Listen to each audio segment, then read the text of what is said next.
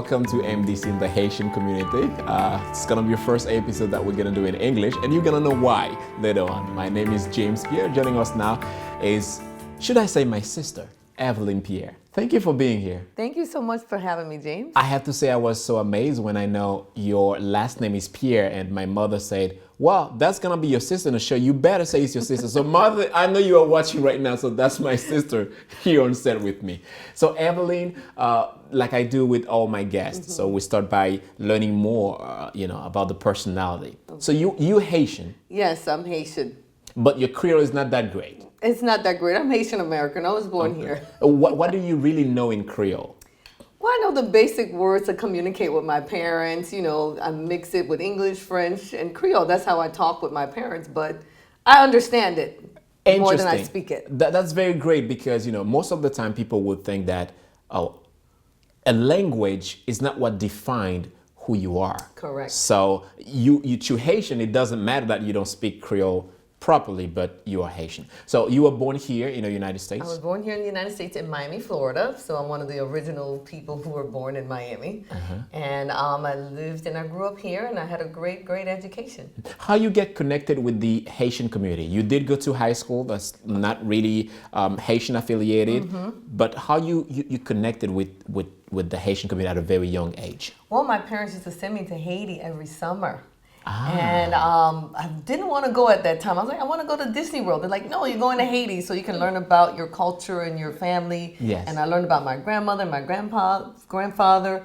I would do 1 week in Port-au-Prince, 1 week in Akaye, and 1 week in Port-au-Prince. So I really got immersed in the Haitian community very early on. So I had a love and affinity for my country at that time.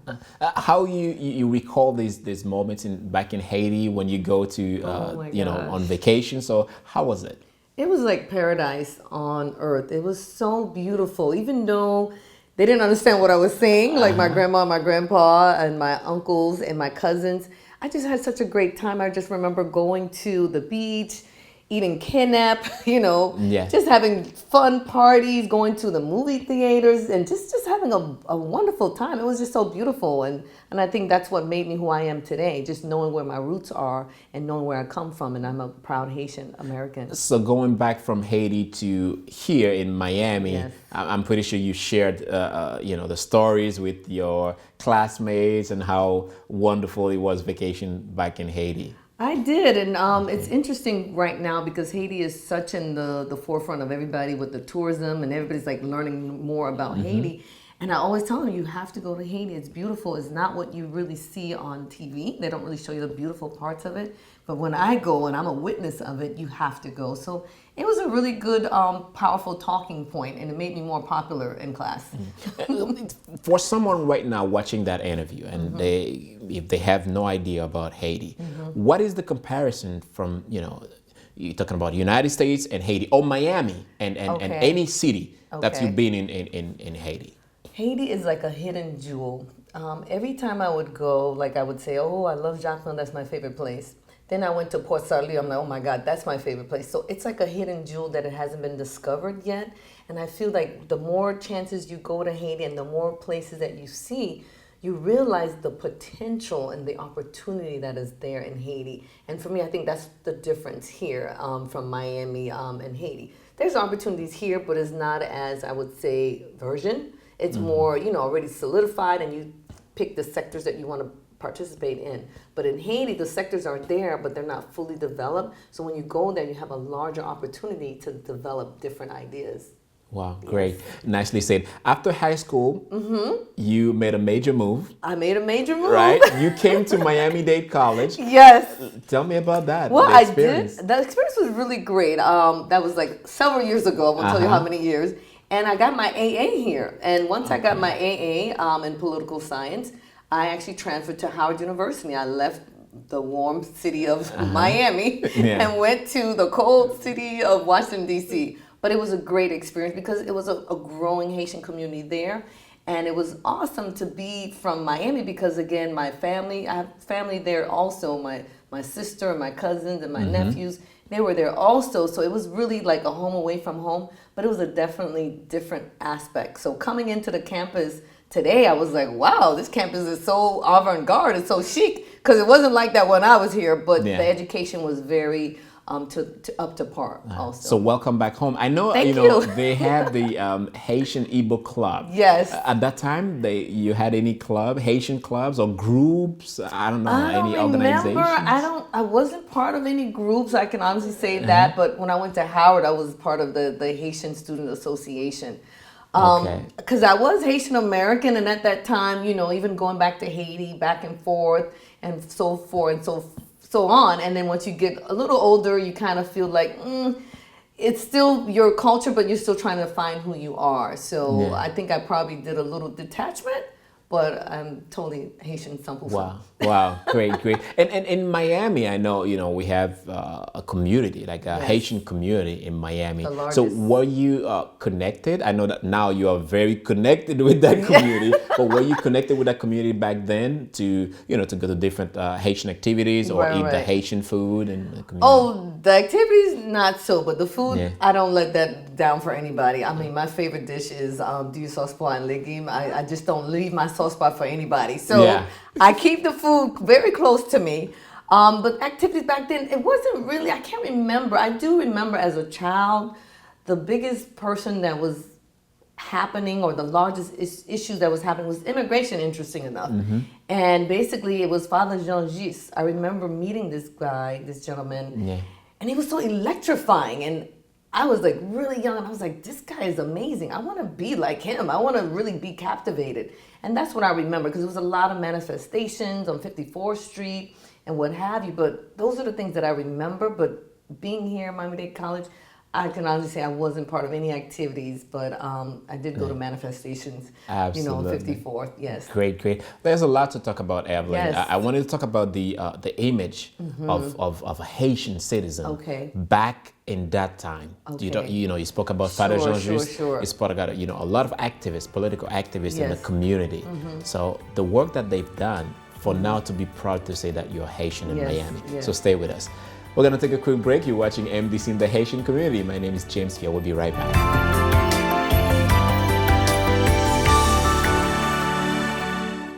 Be creative. Be a hero. Be the solution. Be connected. Be innovative. Be global. Be successful. Be you. Be MDC. Be Miami-Dade College.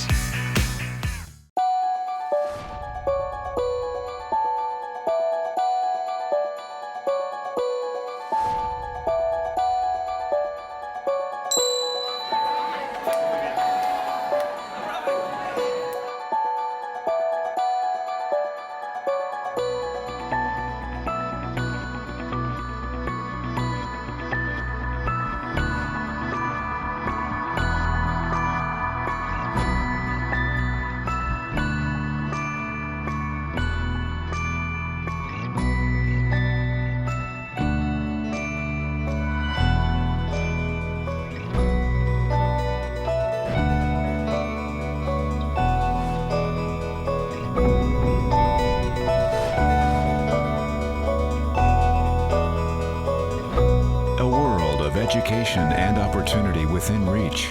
You're watching MDC-TV.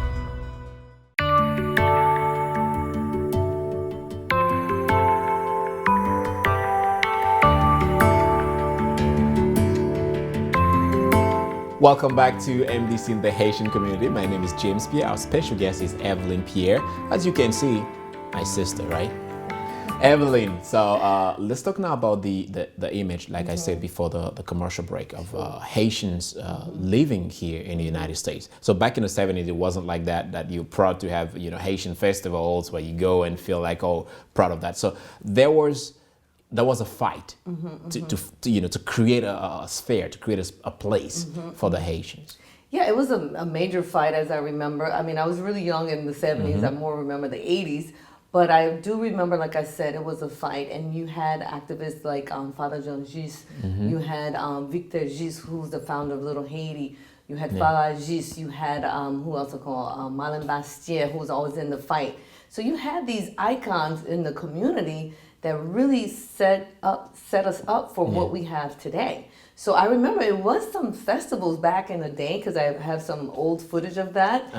And I was like, wow, so they've been doing festivals like long ago. So it wasn't now that they just started doing the festivals, but a long time ago they did have festivals, which was like between 54 and 62nd Street. So again, I think the fight continues, but I think when you look back to see where Haitians have come from, we have really made a lot of strides. A lot of strides. You've been all over the place, Yes. Miami, from Miami to Maryland to DC to Texas, but you chose to move back to Miami. Yes. But why Miami? Well, let me tell you, when I left, I was in California when I made that decision. I was working in the entertainment industry, and I came back.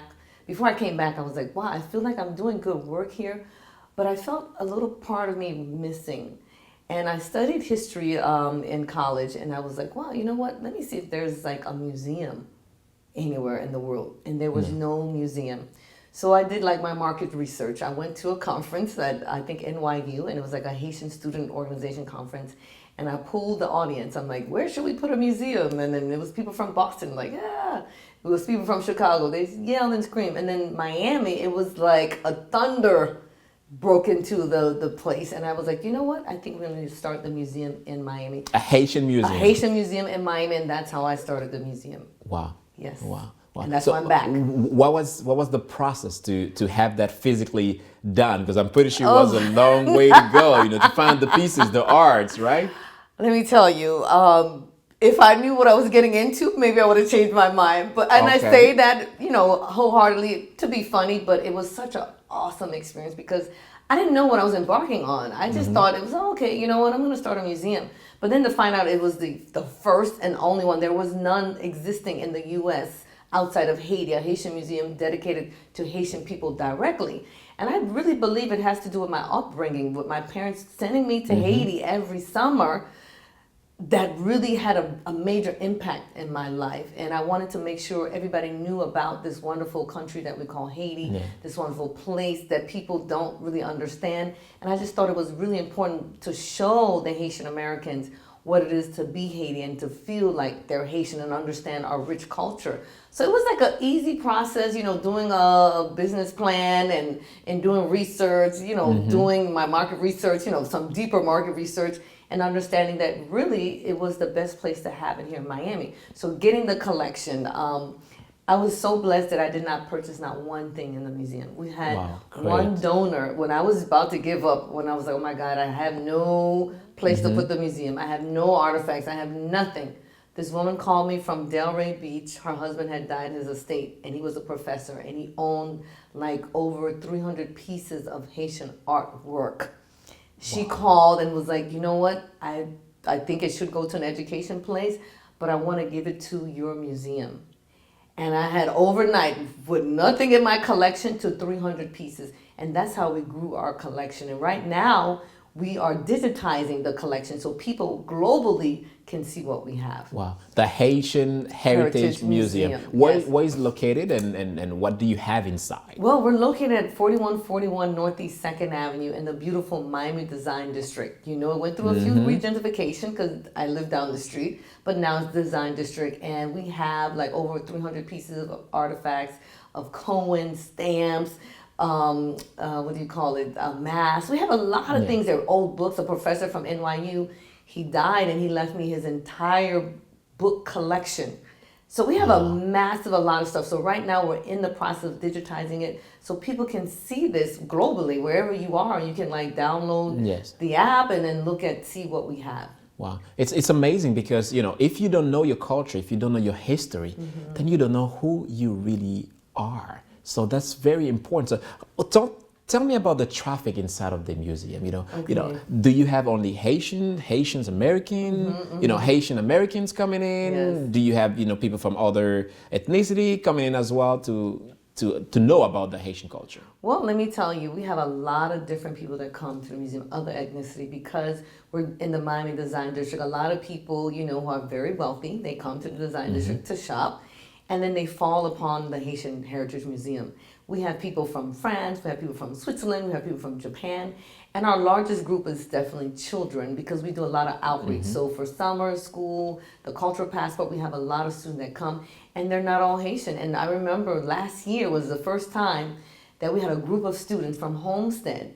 And we always pool the group, like the museum educators, like, who's in here is Haitian? Not one person raised their hand. It was so weird to us because like, wow, it's always a Haitian in the group, but it was a group of kids who had the heritage of Mexicans and other people living in Homestead. And they came, and that group sent us like cards telling us they were so happy that we taught them how to beat the drum, how to understand and speak Creole. It was so moving to me because, you know, as a founder and a director, when you start something, you never really know how far it's going to go. You have the vision, but, you know, as you go on the journey, you don't know all these wonderful things are happening. And then when they happen, you just feel so blessed and thankful. And, you know, and I just recently got appointed to the board of African American Museum Association. That's a huge appointment. So everything is really wonderful. And I just feel that I'm so proud to do this for my community and my culture, because I really want people to understand who the Haitian American is or who the Haitian person is and who we are at the core. Well, wonderful. Talking about proud, I have to say, as a Haitian American journalist, I am so proud of you, of what you are doing in the community. But you're not only doing the Haitian Heritage Museum, you are deeper than that, right? I want to talk about technology. So let's take a break. When we come back, I want to know more about technology and all the other things, appointment that you've been getting involved with, right? Stay with us. We're watching MDC in the Haitian community with James Pierre. We're going to take a quick break. When we come back, much more to know about Eveline Pierre.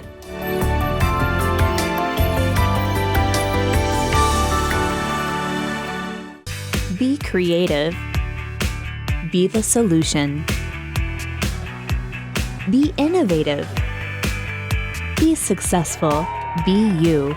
Be MDC. Be Miami-Dade College. Miami-Dade College is a great college. It changed my life. Miami-Dade is really like a family. They really embrace the students. They really have a way of making you feel wanted, making you feel loved, making you feel that you could really do what you desire to do.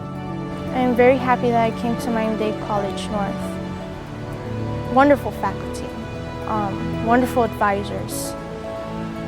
I feel speechless because they're so good at what they do.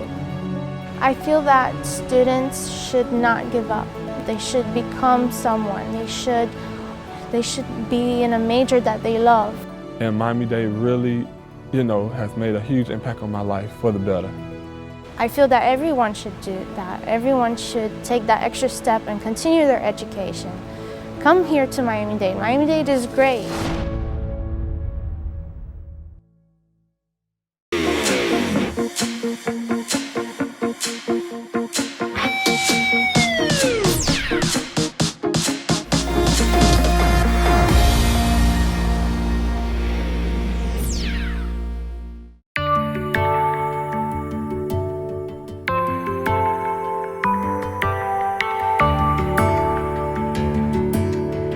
Welcome back to our last segment, MDC in the Haitian community with James Pierre. Wonderful conversation with my sister, as you can see, Eveline Pierre. Well, sister in Christ, of course. If you want to know deeper, that's why we bring her here, so you know much more. Eveline, so should I keep checking on my mother and my dad to see which part are we? You should definitely do that. So where exactly your parents came from in Haiti? Sure. So maybe we might be related. Sisters, right? Well, my dad is from Port-au-Prince, that's where I get the last name, and my mom is from Akaye. Yeah, my side is more from South. So, okay. See, but I need to check with them You to need find to check. out. You know, but we never know with technology. Look at how we link back. I so know. talking about technology, you did something wonderful, not only for the Haitian community, but for the Caribbean, you know, at large. So tell me about that conference. Wow, Miami Caribbean Code is another baby that I birthed, not only with myself, but the co-founder, Sir Joseph Rodriguez, and he's half Haitian, half Dominican. And we felt that, you know, technology is happening so rapidly and so quickly. How can we bring the Caribbean up to code? How can we bring the innovation that's taking place in technology in the Caribbean and in Miami? How can we be part of that conversation? So for us, we felt like it was really, really important. You know, you have different organizations out there that are doing great work, and they're focusing on a different demographics. So I was like, when you, as a business person, when you see a need open and you feel like you can provide that need or service that need, let's just do that. So for me, I'm always about legacy and changing people's lives one day at a time. And with technology, it's that.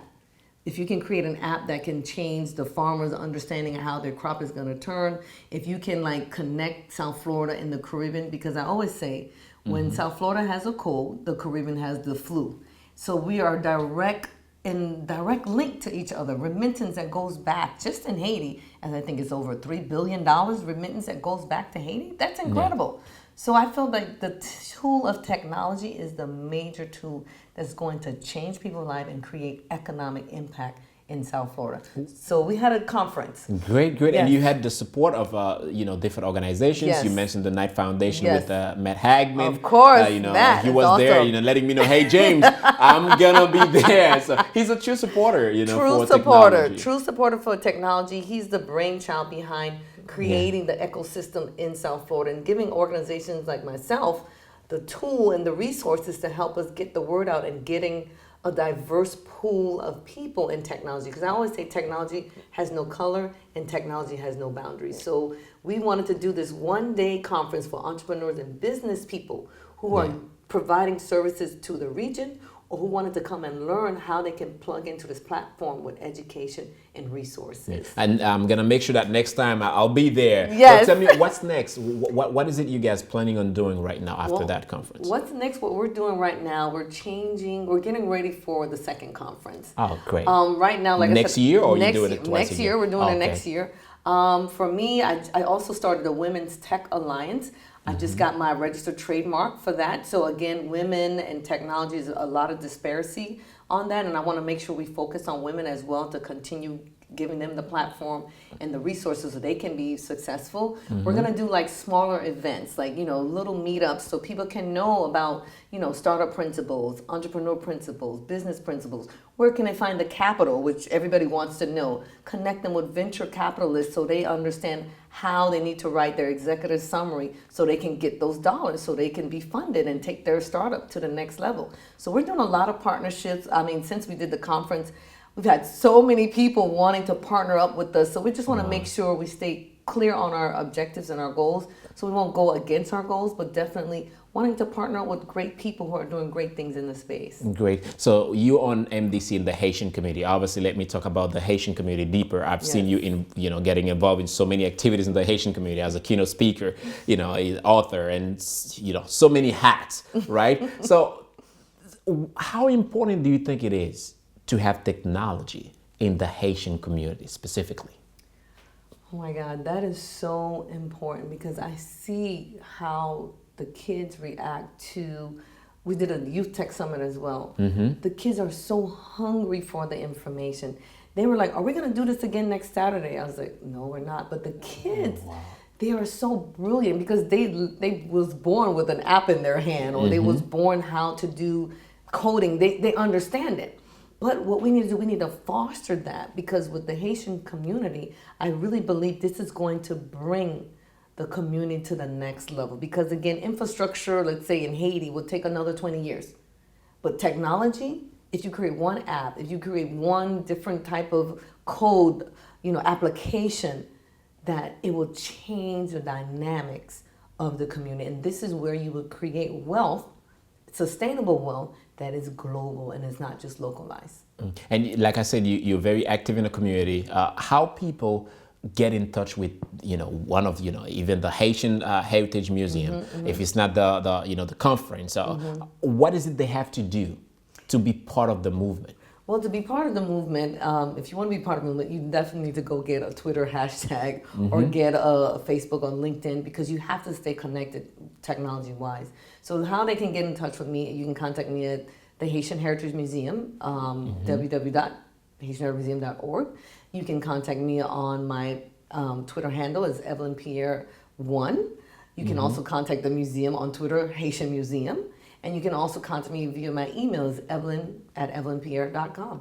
You're a very successful person in the community. I don't want to, end that interview without knowing or sharing with our audience, some, wise words on what is it they have to do in order to follow your path. To follow my path, I really believe that first and foremost, you have to understand your spirituality. You have to understand that you are here to create on one particular purpose. You have to understand that your purpose is not everybody's purpose. You have one purpose that you're sent here for. And the quicker you know that, that's the better. You have to understand who you are. Because again, I grew up in a time where it wasn't popular to be Haitian. But my parents installed in me, sending me to Haiti every year. And I wanted to go to Disney World. And they're like, no, we're going to Haiti. Once you know who you are, it doesn't matter. You can get to the White House. You can become a prime minister. You can become a businesswoman like me. You can create a museum. Once you know who you are and you know your roots and you're very proud to be Haitian, I'm getting goosebumps right now because you put those things in practice and everything else is going to follow. I really strongly believe it. And that's what helped me, and that's what happened to me. I put my faith first. I understand who I am, and then everything. Because sometimes you go into a place, it's only you. You're the only Haitian, you're the only female, you're the only black, whatever it is. Yeah. And because I know who I am, I didn't feel uncomfortable. I'm like, okay. And I start talking with everybody. Everybody's like, okay. And that's how I was able to get further. Because I got out of my comfort zone, but I was comfortable within myself. So I think that's the one thing that I would tell people to do, because it's going to make a world of difference. Wow. Nicely said. My producer's letting me know that we're running out of time. But I wanted to have your perspective on the Haitian community. How do you see the Haitian community now? I see the Haitian community, when I was a young kid, just not understanding the Haitian community. I see the Haitian community is finally understanding who they are. They finally grew up. We're not fully there yet, but I really believe we finally grew up, because right now it's sexy to be Haitian. Everybody wants to be Haitian now. And I really believe that took a lot of hard work from our predecessors, the people that I mentioned earlier, whose shoulders we stand on. And I feel us being young Haitian Americans, we're going to take it to the next level even further. So I really believe that the Haitian community is growing up and we're coming into our own. Wow, nicely said. And once again, thank you so much, Eveline Pierre, for being here with us. I enjoyed the conversation, and I'm pretty sure that the audience as well had fun. Thank you so much once again. Thank you so much for having me, James. Thank you to you as well for watching MDC in the Haitian community. My name is James Pierre. We'll see you next time.